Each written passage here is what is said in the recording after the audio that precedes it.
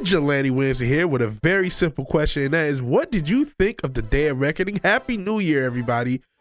We were over 200 subs. We hit the goal for the last year, but hey, we got to go for this month. Let's get to 250 by the end of the month. I'll really appreciate it.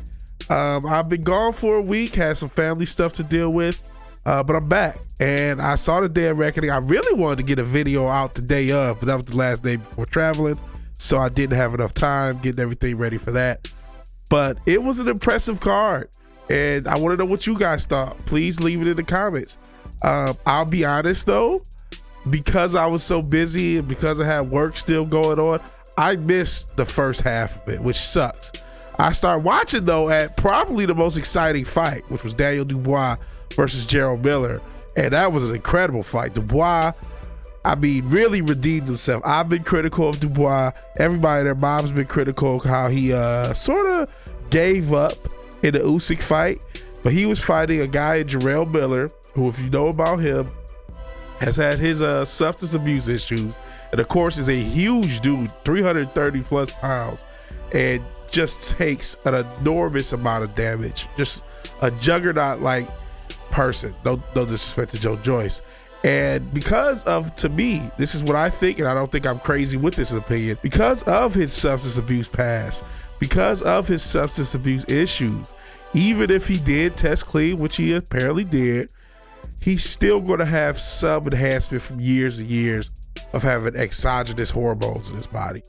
But despite all that, Dubois stopped him very late in the 10th. It was almost over, and Dubois would have won on the cards anyway, but it was still impressive to get that stoppage to withstand the just straightforward, the bulk, the size, the strength, the power, and he outboxed him and he won. He won a very impressive fight. I mean, even if Gerald Miller's not a guy that's ranked that high because of his substance abuse stuff, you gotta still consider this an incredible win.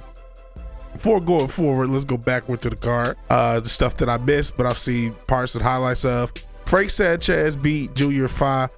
I've been a Frank Sanchez guy for a while. He TKO'd him in the seventh. I want to see Frank Sanchez step up. I hope he can step up, maybe fight somebody like a Hrgovic one day, who himself beat Mark DeMore in the first. Jai Apataya. I'm messing up his name, but he looked dominant at cruiserweight. Dangerous KO against Ellis Zorro in the first round.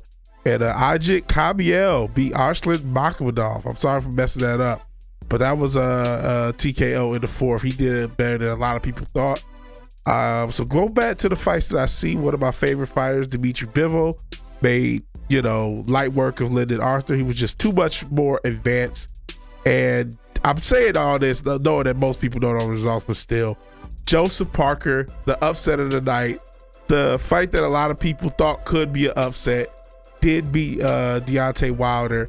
And of course, Anthony Joshua looked closer to the old Joshua, not quite as far as combinations, but as far as being straightforward, being dangerous, and beating Otto Wallin, who was also a tough opponent, all things considered. So with all that, what is your feeling about it? I mean, my feeling was ecstatic. I just felt like the WrestleMania of boxing, and I feel that we need more of these. This can't be an isolated thing. Now, obviously, there's a lot of hype, and I'll talk probably more about this in another video, but there's a lot of hype or anti-hype, anger, maybe frustration, because Deontay Wilder and Anthony Joshua is not happening next, even though it was already allegedly signed for March 9th. But because of Deontay Wilder's loss, and despite the stuff he's talking about, that Joshua was happy to see him lose, or that Joshua would retire if he lost, despite all of this, it's a huge setback for people who wanted that fight. And like I said, I'll discuss that more. But right now, I just want to discuss the logistics of this happening. It's a card that got together, 2 or 3 months before the actual event, got a lot of hype.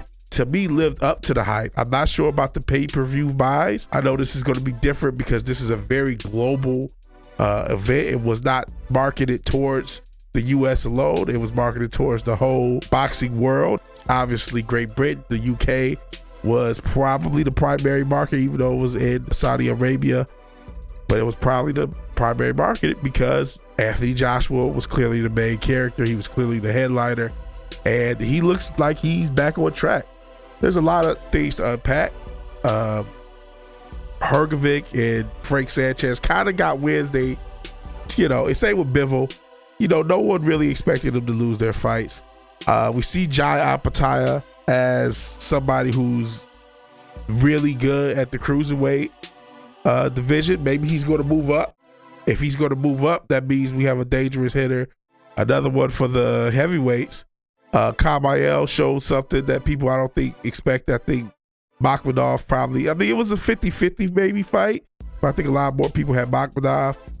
Dubois showed that, despite what we may think of him, he still has a career. It was a career resurrecting performance for Dubois.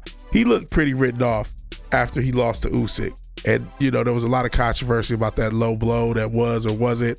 I thought it was close to rehash that, but none of that matters. He beat Jarrell Miller, and he can go on to bigger and better things. Joseph Parker as well. I feel like Joseph Parker's almost not getting enough credit. It's like people are so upset that Deontay Wilder and Anthony Joshua isn't happening. We're forgetting, hey, Joseph Parker won that fight. And what do we do with him now? What do we do? He's got to be a top 10 guy, right? If Deontay Wilder has so much with his ranking, a lot of that because of his past, clearly we got to have Joseph Parker up there now, because that's a great win. It was a master performance. It was an incredible performance by Joseph Parker. He deserves credit. So we gotta be pushing him up. We gotta be looking at him as somebody who's still in the mix. And so that's why this card to me is so good, and why now it becomes like a necessary thing. I don't know how do we go back to not having these type of cards, because it feels so much like a clarifying of the heavyweight division in particular. But it's like, okay, now the heavyweight division looks so much cleaner now. We talk about the top guys. You got Joshua, you got Usyk. You might still, if you want to have Fury, that's you can take him.